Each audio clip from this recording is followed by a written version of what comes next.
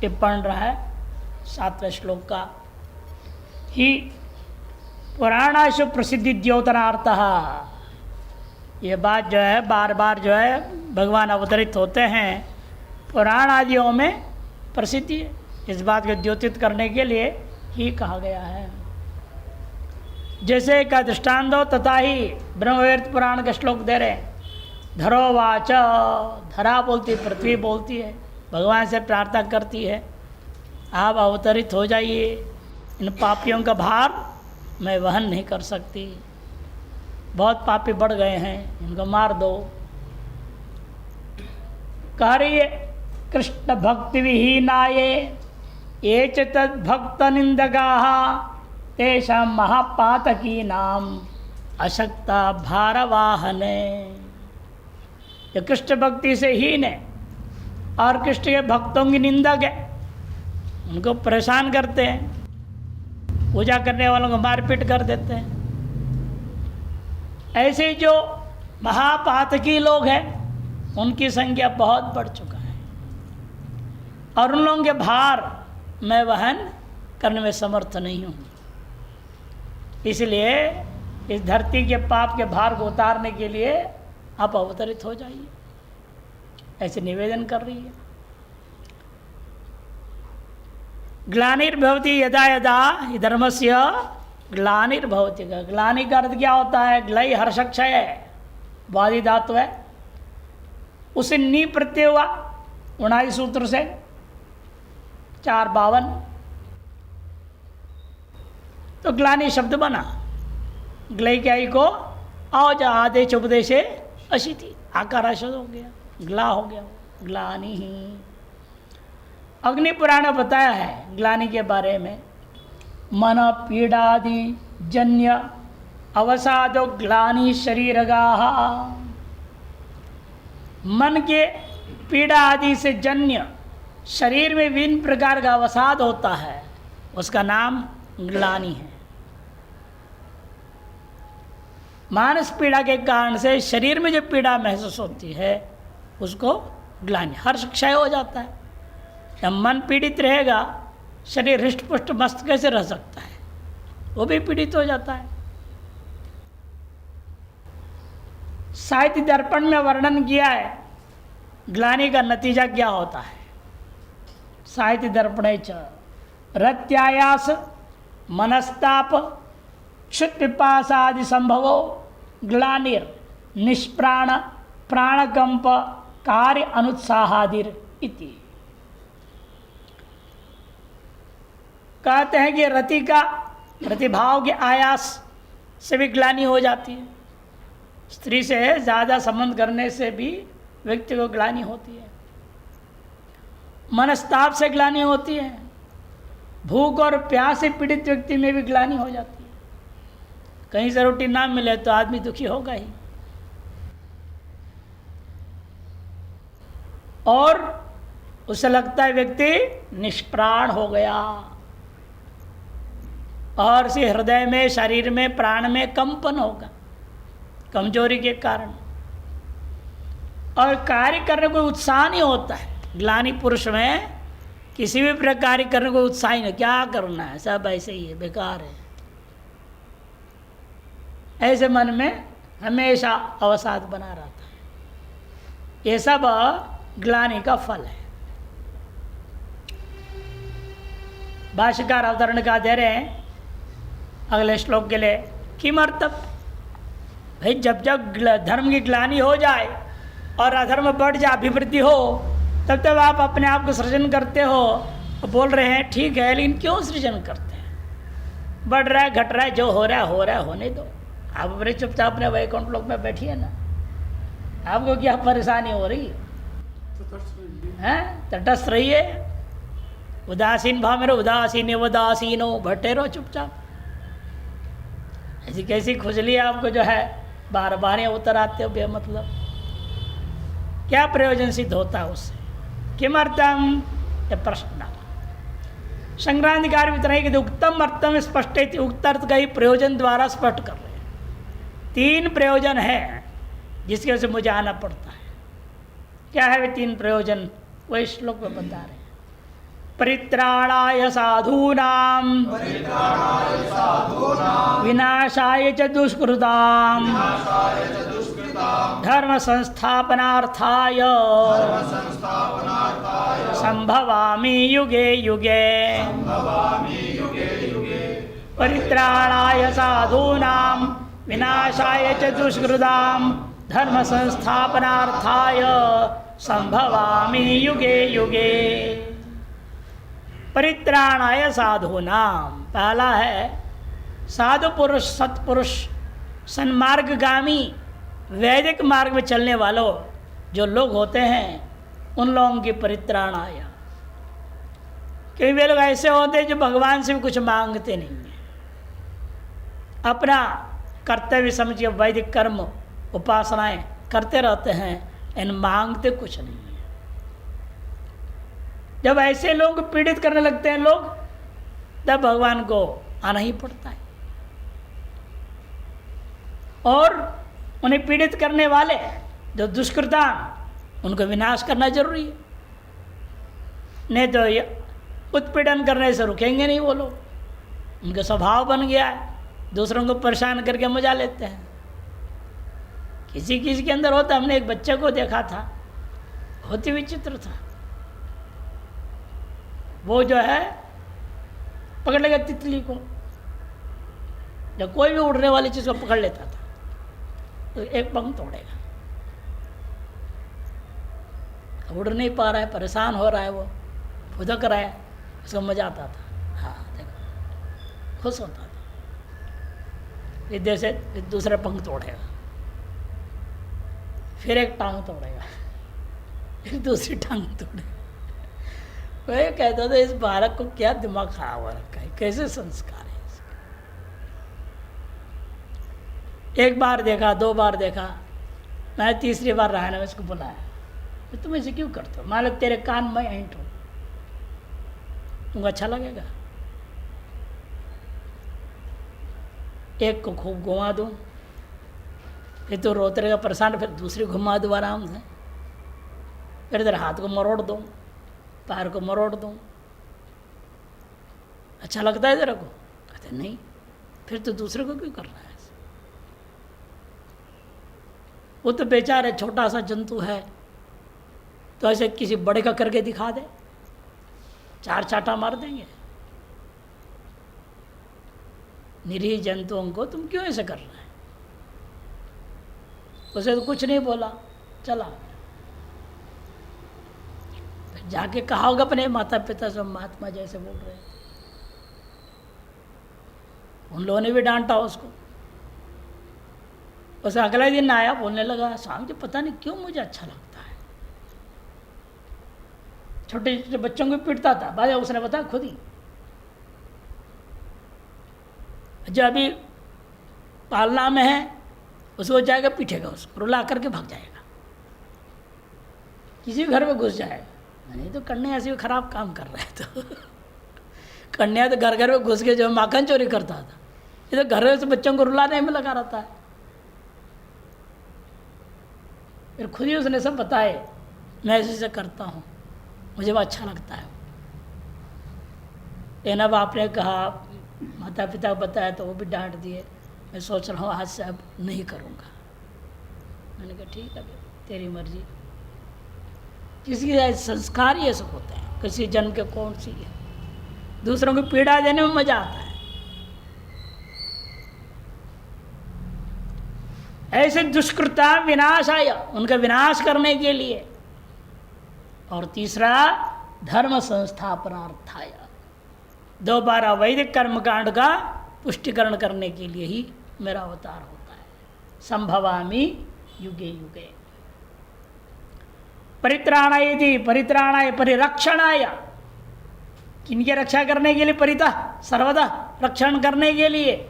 साधु नाम, साधु मैंने कौन? लाल पीला पहन लिया, तिलक लगा दिया आड़े सीधे? नहीं नहीं, सन्मार्ग स्थानाम, जो सन्मार्ग में चल रहे हैं, वैदिक मार्ग में चलने वाले, चाहे गृहस्थ हो, चाहे ब्रह्मचारी हो, चाहे वानप्रस्थ हो, चाहे सन्यासी, कोई भी पुरुष हो स्त्री हो, कोई भी, उन सबको यहाँ साधु शब्द से कह दिया। जो सन्मार्ग में टिके हुए लोग हैं, उन्मार्गगामी नहीं, अवैधिक मार्ग चल नहीं रहे हैं, वेद में कहे विधि के अनुसार चलते हैं। और विनाश दुष्कृता मने पापकारिणा, दुष्कृता मने जो पाप करने वाले लोग हैं, जान रहे हैं पाप है फिर भी करते हैं, ऐसे जो लोग हैं उनका विनाश करने के लिए किंच, दो काम ही नहीं, धर्म संस्थापनार्थाय धर्मस्य सम्यक स्थापनम तदर्थम संभवामि, धर्म का सम्यक प्रकार से जो ग्लानि हो चुकी है धर्म में, अधर्म बढ़ा हुआ था, अधर्म को घटाना है और धर्म को वापस स्थापित करना है, इस काम के लिए ही मैं आता हूँ। संभवामि युगे युगे मैंने प्रतियुगम इत्यर्थः। संक्रांति टीका परित्राणायति प्राणात्यपि ये स्वधर्मम न त्यजन्ति, उनकी रक्षा के लिए वे साधु पुरुष कहे जाते हैं जो लोग प्राण त्याग भी करना पड़ जाए लेकिन स्वधर्म को त्यागेंगे नहीं। कोई पिस्तौल रख दे क्या मुसलमान हो जा, कहते तो मार दे गोली, लेकिन मैं नहीं बनूंगा, इतना दृढ़ रहेगा। प्राणात्यपि ये स्वधर्मम न त्यजन्ति ते एव साधवा, उन्हीं लोगों को यहाँ साधु माना जाता है शास्त्र में।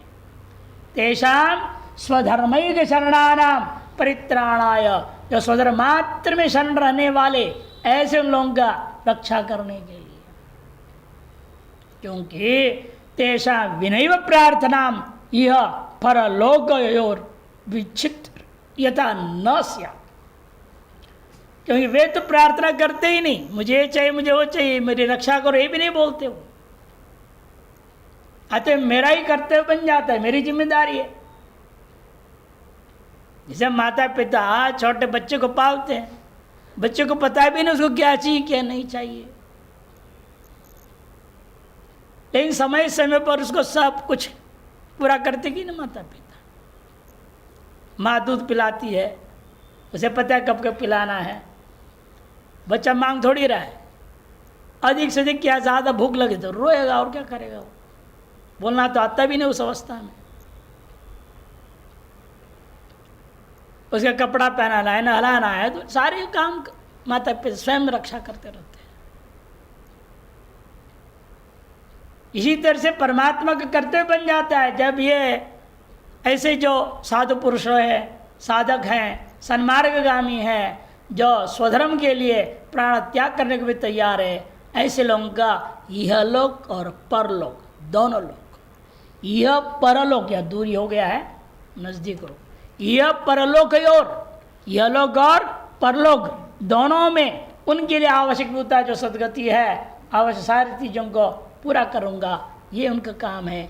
उसके लिए विच्छित्तिर यथा न स्यात्, किसी प्रकार का विच्छेद न होवे, वह ध्यान रखते हुए मैं उनके लिए ही आता हूँ। तथा रक्षणम मन परित्राणम तस्मै परित्राणाय इत्यर्थः। एतेन साध्वीश्वर एव अस्माकं त्रातयति धैर्येण स्वधर्म स्थातुं सूचितं भवति। इसे बात सूचित कर दिया साधु पुरुषों के द्वारा, सन्मार्गगामियों के द्वारा, ईश्वरीय हमारे रक्षक है, यो दृढ़ निश्चय के साथ स्वधर्म में लगे रहना चाहिए। कोई समस्या आ गई, भागना नहीं इधर उधर किसी के पास, किंतु ईश्वरीय हमारे रक्षक है, जो दृढ़ निश्चय के साथ ईश्वर शरण में रहते हुए स्वधर्म का पालन करते रहना चाहिए, ये यहाँ सूचित किया गया। किंच दुष्कृता ये तो त्रिविरपि कर्ण ही शास्त्र निषिद्धम एव कुर्वन्ति, जो तीनों ही कर्णों से, तीन कर्ण कौन है आपके पास हैं? तीन कर्ण कौन है?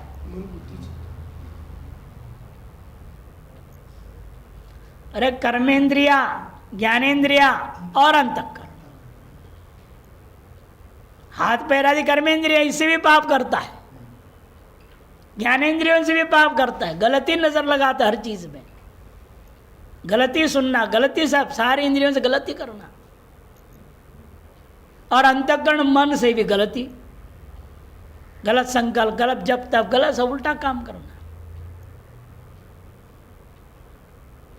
हरिद्वार मेरे गंगा घाट में, सारसन के बाहर बगीचे के घाट में एक आदमी बैठा होता, महात्मा था वेश में, और वो माला यूं उल्टा फिर रहा था। और मंडलेश्वर जी जो थे वहाँ गए, उन्होंने देखा, महात्मा जी आप ऐसे क्यों फेरते हैं, लोग तो यूं फेरते हैं। जब महाराज आपको पता नहीं है यूं क्यों फेरा जाता है? दूसरे को मारने के लिए। और जब कर रहे हैं किसी की हत्या के लिए, बताओ, कोई मर जाए उसके लिए मारण प्रयोग। इसीलिए आदमी देखने बैठा है साधु का वेश में है, लगा रखा है, बेल त्रिपुंड लगा रखा है और जप कर रहा है, अब अंदर से संकल्प ही गलत है, इसको मारने के लिए प्रयोग कर रहा है। इसे अंतःकरण का दुरुपयोग हुआ। से तीनों कर्ण, बाह्य जो स्थूल हमारा है, कर्मेंद्रिया, ज्ञानेन्द्रिया और अंतःकरण, इसे त्रिवी कर्ण ही कह दिया। शास्त्र निषिद्धमेव कुर्वन्ति, शास्त्र निषिद्ध ही करते हैं, उनको कहा जाता है दुष्कृता। नान्यत्ते दुष्कृतो जगत दूषण तेषाम समूल विनाशाय। नान्यत माने अन्य कोई सत्कर्म करते ही नहीं, बोलो ऐसे जो थे दुष्कृत, उन्हें दुष्कृत कहा जाता है। उनका जिंदा रहना भी जगत में दोष ही है। जगत तो दूषित करने वाले लोग, उन्हें प्रदूषण को फैलाने वाले लोग हैं, ये धर्म विषयक प्रदूषण फैला देते हैं। इसलिए उनका तेषाम समूल विनाशाय च, उनके समूल विनाश करने के लिए भी मेरा अवतार होता है। और तीसरा धर्म संस्थापनार्थाय च, धर्मस्य सताम अभ्युदय निश्रेष हेतुर अधर्मस्य नेकार पूर्वकम संस्थापनार्थाय। धर्म का सत्पुरुषों के अभ्युदय और निश्रेष के साधनों को उत्थान करना और अधर्म के साधनों को न्यून नीचा करना, नेकार पूर्वक संस्थापन करने के लिए धर्मस्य अधिकार भी सर्वैर नियमेन यथाशास्त्रम अनुष्ठापनमेव संस्थापनम। धर्म के प्रति जो अधिकारी है, चारों वर्ण चारों आश्रम वाले ही धर्म के अधिकारी है। धर्म करने का अधिकार किसको है? चतुर्वर्ण और चतुर आश्रम को मानने वाले लोग। इनको स्व धर्म का जो नित्य निरंतर पालन करने का अधिकार है। इनके द्वारा नियमित रूप से यथाशास्त्र अनुष्ठान कराना, यही है धर्म की संस्थापन। निजंत है संस्थापन, पुकागम हुआ है ना, निजंत है। इसलिए यहाँ पर भी अनुष्ठापनमेव, अनुष्ठान कराना लोगों से, सभी को प्रेरणा देना स्व धर्म का पालन करने। तदेव अर्थ प्रयोजनाम, यही अर्थ है, एकमात्र प्रयोजन है। तस्मै, तार्स प्रयोजन के लिए युगे युगे कृतादौ भूयो भूय स्वमाया स्वयमेव संभवामि अवतरामि इत्यर्थः। हर एक युग में एक बार, ऐसा अर्थ नहीं युगे युगे या विप्सा है, मैंने बारंबार जब जब आवश्यकता पड़ी तब तब बात। भूयो भूय इसलिए कह दिया, अपनी माया से मैं बारंबार अवतरित होता हूं। एतेन साधु परिपालन असाधु विनाशन धर्म संस्थापन एतत् तृतीयमेव भगवद अवतार से प्रयोजनम।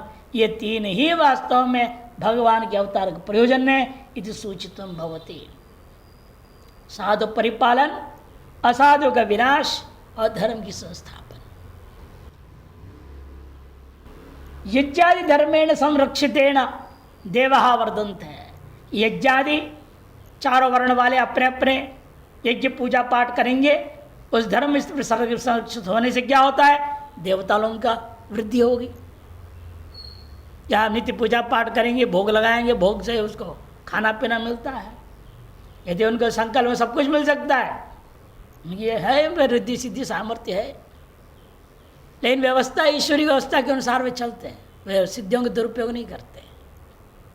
उन्हें यही रहता है मनुष्य भोग लगावे, हम उसको ग्रहण करें।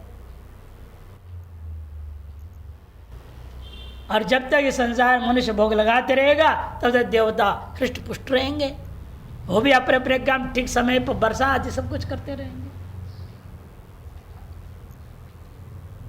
वृष्टियश्चित्ताविर, और उनके द्वारा क्या होगा, वर्षा आदि सभी ऋतुओं में जो जैसा होना चाहिए वो होते रहेगा, वो भी समय पालन करेंगे।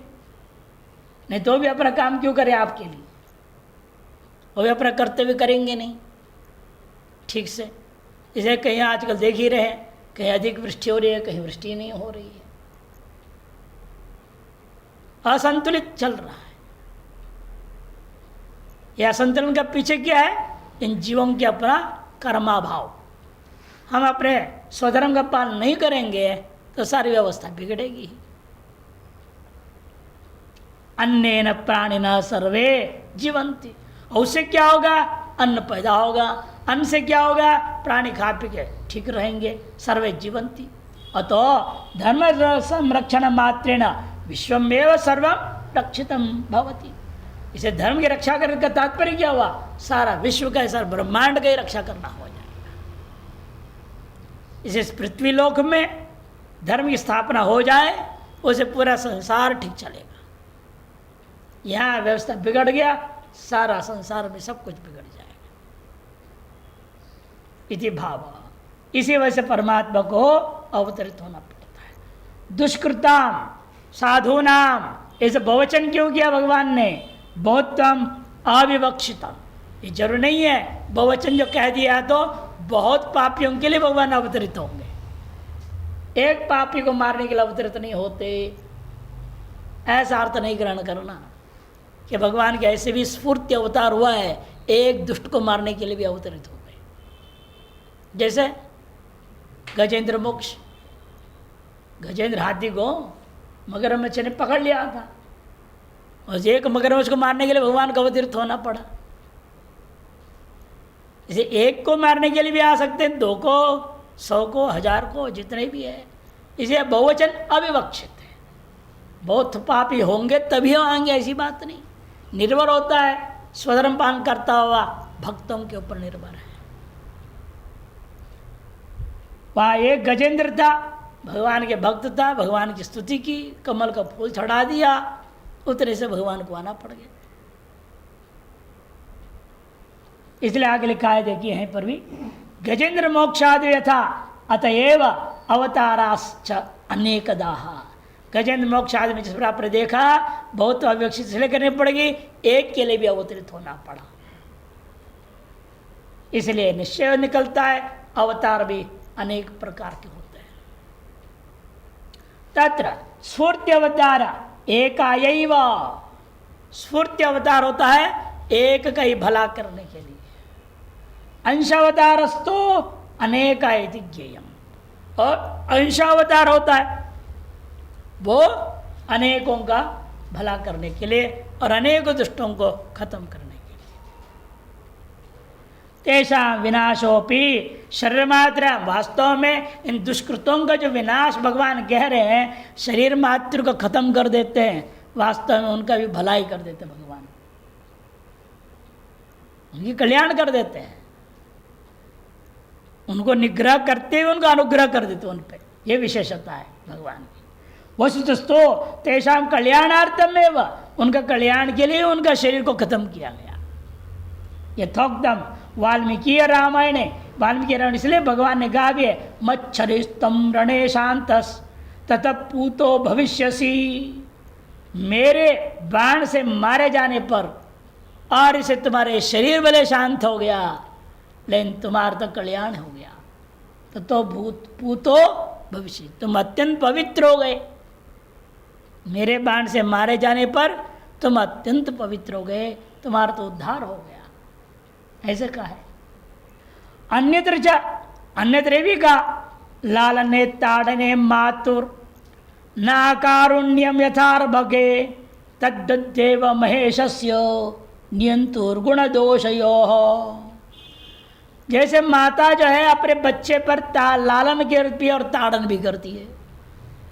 जो ताड़न कर रही है, क्या माता करुणाहीन हो गई, निर्दयी हो गई है, दुष्टा हो गई क्या? माता बच्चे को पीट रही है, उसमें माता का भाव क्या है? वहां पर उस बच्चे का हित में ही है, उसका कल्याण के लिए ही है, उसको सन्मार्ग में लाने के लिए कर रही है। वो उसे हो रहा है जो भी अपराध, उसे उसको दूर करने के लिए करती है। इसे लालने ताड़ने, चाहे लालन हो चाहे ताड़न हो, ये सब करती है कौन? माता। मातुर न अकारुण्यम, उसे उस माँ में करुणा भाव खत्म हो गया, निर्दयी हो गई, दुष्टा हो गई, ऐसा अर्थ नहीं किया जाता। ठीक उसी प्रकार महेश्वर में भी समझो। तद्वदेव महेशस्य नियंतुर गुण दोषयो, गुण दोष का संतुलन करने के लिए दुष्टों को मार रहे हैं, तो वह भी उनका कल्याण के लिए है। अर्थात निग्रहोपि अनुग्रहाय भवति, निग्रह भी अनुग्रह करने के लिए होता है। युगे युगे इत्यत्र नावश्यम भावी प्रतियुगे रूढ़ता, युगे युगे तात्पर्य यह नहीं है अवश्यम भावी प्रत्युग में आगे आएंगे ही, एक बार कम से कम आएंगे ही, ये कोई नियम नहीं है। किंतु काल विशेष संयोग इत्यर्थ, जब जब एक स्थिति हो जाती है, आवश्यकता पड़ती है, तब तब आएंगे। काल विशेष संयोगे कार्यत्रय सिद्ध्यर्थम, काल विशेष का संयोग में कार्यत्रय का सिद्धि करने के लिए आवश्यकता अनुसारेण भवति, आवश्यकता के अनुसार वो उनका अवतार होता है। तच्चोक्तम पूर्व श्लोके, ये बात भी पूर्व श्लोक में स्पष्ट कह दिया था। तदा आत्मानम यदा यदा तदा तदा, कालवाचक शब्द प्रयोग कर चुके थे। अंतर क्या है स्फूर्ति और आंशवता? स्फूर्ति झटिति आए, झट्टा गया ना, वो कोई वहां पर गर्भिणी हुई क्या? हरि अवतार, वो हरि अवतार बोलते हैं ना उसको, वो हरि का अवतार। या उसमें कोई राजा के यहाँ या किसी के यहाँ कोई गर्भिणी हो गई, वहाँ से बन के आगे बच्चे बन के आए, जैसे कृष्ण का आता है, राम का कहानी आता है। वो अंशावतार में ऐसा होता है। अंशावतार जब होता है, जब हम लोग भी क्या है, अंश है ना, हम लोग क्या होता है, इसलिए मातृगर्भ से आते हैं। अंशावतार अधिकतर मातृगर्भ से आता है।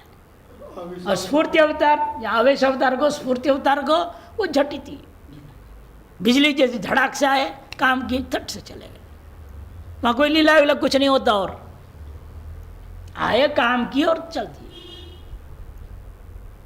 वो स्फूर्ति अवतार कहा जाता है, आवेश अवतार भी कहा जाते हैं उसको। अगले श्लोक के लिए भाष्यकार अवतरण कह दे रहे हैं तत्, इतना ही कह दे तत्, ऐसा जो उनके अवतार है, इस रहस्य को जानने मात्र से भी आपके अंदर यदि उस ईश्वर के प्रति श्रद्धा भक्ति जगती है, तो उसे आपका कल्याण ही होगा। ये बताने के लिए कि मेरे जन्म मेरे कर्म को जीवों के जैसे न मान करके, जो अवतार मान करके उसी अनुसार श्रद्धा भक्ति से ग्रहण करता है, उसे कल्याण होते कहने के लिए अगला श्लोक आरंभ होता है। संक्रांति अवतरण का दे रहे हैं, दुष्टानाम शिष्टानाम च निग्रह अनुग्रहार्थम, दुष्टों का निग्रह शिष्टों का पर अनुग्रह करने के लिए, धर्म संस्थापनार्थं च, और धर्म की संस्थापन करने के लिए, इवस्वदादिभ्यो योगोपदेशाय च, इवस्वत आदि योग की परंपरा को उपदेश देने के लिए भी, माया संभावितानि यानी शरीराणी, माया के द्वारा संभावित जितनी शरीर है, जो पूर्व में भगवान के बहुनी मम जन्मानि व्यतीतानि, बहुत व्यतीत हो चुके हैं, वर्तमान में एक तुम्हारे सामने चल रहा है, और आगे भी कई और होंगे। वो सारी यानी शरीरानी यानी तय कृतानि कर्माणि, और जितने कर्म उन दिव्य शरीरों के द्वारा किए गए हैं, तानि तानि च सर्वाणि वस्तुतो ब्रह्म मात्र में, वे सब वास्तव में ब्रह्म मात्र ही है। इति यो जानाति समुक्तिम गच्छति, ऐसे जो जानता है और दृढ़ निश्चय वाला होता है वह निश्चित रूपेण मुक्ति को ही प्राप्त करता है। यह कहने के लिए क्या हो, जन्म कर्म च मे दिव्या मेवं यो वेत्ति तत्त्वतः त्यक्त्वा देहं पुनर्जन्म नैति मामेति सोऽर्जुन। जन्म कर्म च मे दिव्या मेवं यो वेत्ति तत्त्वतः त्यक्त्वा देहं पुनर्जन्म नैति मामेति सोऽर्जुन। यहाँ शुद्ध है, ठीक कर लेना। नैति नैति बनाना पड़ेगा। भगवान कहते हैं मेरे जन्म कर्म के वजह से होता है, ऐसा नहीं है। गर्भादि से हुआ ये भी एक नाटक है, वास्तविक गर्भ से उनका जन्म होता नहीं। एक व्यवहार के लिए से दिखा दिया, मनुष्य अवतार ले रहा हूं तो गर्भ से आ रहा हूं, ऐसे दिखाने के लिए देवकी गर्भिणी हो गई, फिर कौशल्य आदि गर्भिणी हो गए, लेकिन गर्भ से निकलते नहीं हो। भागवत में आप ध्यान देंगे उस प्रकरण में नहीं आया कि उनके प्रसव हुआ, नहीं है, एकदम बाहर प्रकट हो गए भगवान और गर्भ गायब हो गया। वहां कोई आया नहीं, प्रसव हुआ है, नाल काटा जाए, गांठ बांधी जाए, कोई धाई आई हो, कुछ नहीं, नाल काटा है। बल्कि उस समय ऐसे भगवान ने माया कर दी, सब पहरेदार उधर सब सो गए, किसी को पता ही नहीं चला। इसे पूर्व में मालूम होता था, धाई आती थी, काटती थी, बच्चा उठा के ले जाकर जो कंस को देती थी। बाकी में वर्णन आया, वहां नहीं आया, बल्कि वहां सब बेहोश हो गए, सब सो गए और एकदम वहां कारागृह में प्रकट हो गए बच्चा के रूप में। और प्रेरणा दिया वसुदेव को उठा के ले जाओ, यहां से सुरक्षित कर दो।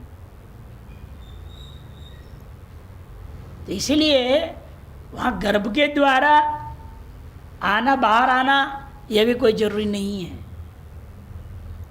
उस प्रसंग में पूरा आप देखिए पता चलता है। इसे मेरा जन्म भी क्या है, मायामय है, प्रसवमय नहीं, प्रसवेण ना, किंतु माया यही वो जन्म। माया रूपम कर्म च, और कर्म क्या है मेरा, यह भी बताया, परित्राणाय साधना विनाशाय दुष्कृताम धर्म संस्थापनार्थाय। ये तीन मेरे कर्म है, मैं कर्म च, ये दोनों कैसे मेरे, जन्म और कर्म दोनों इसलिए दिव्य है। मनुष्य आदियों का जैसे होता है वैसे साधारण नहीं है, दिव्य। इति यो एवं यो तत्वतवेत्य, जो इस बात को केवल यूं ही कथा कहानी के आधार पर सुन करके नहीं, तत्वतः जानता है, स्वीकार कर, हाँ ऐसा ही है।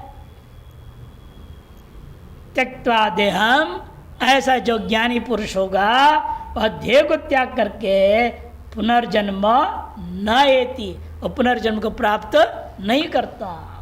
फिर क्या होता है उसका, मामेति सो अर्जुन, सो वह भक्त, वह ज्ञानी पुरुष मामेवेति, मेरे को ही प्राप्त हो जाता है, यानी वो ब्रह्म ही हो जाता है, ब्रह्मविद ब्रह्म ही भवति बन जाता है। हे अर्जुना, यह संबोधन है। शांकर भाष्य, जन्मे थे, जन्म ने माया रूपम, कर्म च साधु परित्राणादि, तीन जो कर्म बताए गए पुरुष श्लोक में। मैं मम, मैं मने मम, दिव्याम, मेरे जन्म मेरे कर्म सब कैसा है, दिव्य, अप्राकृतम, कहने का मतलब प्रकृति अधीन वाला नहीं, अप्राकृत। बाकी लोग जो भी काम करते हैं प्रकृति अनुसार होता है, प्रकृति अधीन होता है, और हम जो करते हैं प्रकृति से कोई लेन देन नहीं है। अप्राकृतम ऐश्वरम, ऐश्वर्य है मेरा वो, एवं यथोक्तम यो व्यक्ति, इस पूर्वोक्त को जो अच्छी तरह से जानता है, तत्वतः तत्वेन यथावत, तत्व ने यथावत निश्चय पूर्वक ग्रहण कर लेता है। तो त्यक्त्वा देहमिमम, इस देह को परित्याग करके पुनर्जन्म पुनरुत्पत्ति नैति न प्राप्त, पुनर्जन्म उसको प्राप्त नहीं होता। फिर कहाँ चला है, भूत प्रेत बन के भटकेगा क्या? कहते नहीं, मामेति आगच्छति, मेरे ही स्वरूप में आ जाता है, मेरे स्वरूप को प्राप्त कर लेता है। कहने का अभिप्राय समुच्यते, वह मुक्त हो जाता है। ये अर्जुनो इति संक्रांति टीका जन्म कर्मेति इतरानपेक्षया स्वात्मनि स्वयं में स्वप्रकाशेन दीप्यते, प्रकाशयति दिव्यम। इतर की अपेक्षा के बिना स्वयं में स्वयं से ही स्वप्रकाश के द्वारा दीप्त होता है, प्रकाशित होता है, ऐसा उसका नाम दिव्यम। निर्विशेष चिदेक रसम परम ब्रह्म इत्यर्थः। निर्विशेष चिदेक मात्र चैतन्य स्वरूप चिदेक रसम परम ब्रह्म। दिवीति द्युधातः पिबंतम रूपम। दिव जगह यहाँ पर क्या है, दिवी भवम इति दिव्यम बना है ना, दिवी भवम इति दिव्यम। दिविति दिव धातु के पिबंत रूप है। तस्मिन दिवी परे, तस्मिन मने दिवी, दिवी मने परे, पर क्या? ब्रह्मणी पूर्णानंदैक घने अद्वितीय सर्वाधिष्ठाने, पूर्णानंदैक घन स्वरूप अद्वितीय सर्वाधिष्ठान में या प्रतीता प्रकृति, यच्च प्राकृतम, जो प्रतीत हो रहा है प्रकृति और जो भी उत्पन्न हुआ है प्राकृत कार्य, वे सब में जन्म शरीरम। ये सारा चीज वास्तव में मेरा ही जन्म है। केवल कृष्ण शरीर का जन्म ही मेरा जन्म नहीं है। जो कुछ भी चराचर जगत देख रहे हो ऐसा मेरे ही जन्म है, मेरे ही स्वरूप है। पूरे वेदांत तरफ ले जा रही है। या प्रकृति यच्च प्राकृतम यत्तद सर्वम में जन्म शरीरम, यच्च तद्घृतं कर्म, और इन सब के द्वारा जो कि क्रियाकलाप हो रहा है वह सब मेरे ही द्वारा हो रहा है, मैं ही कर रहा हूं इन सब के माध्यम से। कर्म तदेतत् सर्वम तत्वतो अध्यात्म दृष्टिया परिशील्य, ये सारी बात को तत्वतः उन्हें अध्यात्म से परिशीलन करके चिंतन मनन ध्यान करके दिव्यम दिवो ब्राह्मण स्वरूपम इति दिव्यम, ये सब ब्रह्म का ही स्वरूप है, इसलिए सब दिव्य ही है। कुछ भी अदिव्य नहीं है संसार में, सब कुछ दिव्य है। चैतन्य में तन्मात्र में ब्रह्मात्र है। इत्येवं यो व्यक्ति, ऐसे जो व्यक्ति साक्षात विजानाति, साक्षात्कार पूर्वक अनुभव कर रहा है, स सर्वस्य ब्रह्म मातृत्वदर्शी, जो वह व्यक्ति सभी को ब्रह्म मातृपेण देख रहा है। इसलिए तार्श विद्वान इमं विद्युत देहम त्यक्ता, यह शरीर जिसमें तार्श ज्ञानानुभूति हुई उसको इस शरीर को त्यागने के बाद पुनर्जन्म नैति न तो पुनर्जायते, पुनः उत्पन्न नहीं होता। किंतु मामेति सच्चिदानंदैक रसम माम ब्रह्मैव प्राप्नोति विदेह मुक्तिम गच्छति इत्यर्थः। विदेह मुक्ति को ही सीधे प्राप्त कर लेता है। मुझको ही प्राप्त करने मतलब ब्रह्म को ही प्राप्त किया, ब्रह्म को प्राप्त करना मतलब है विदेह मुक्ति को ही वो प्राप्त कर लेता है। जीते जेता ज्ञान की वजह से जीवन मुक्त था, मरने के बाद विदेह मुक्त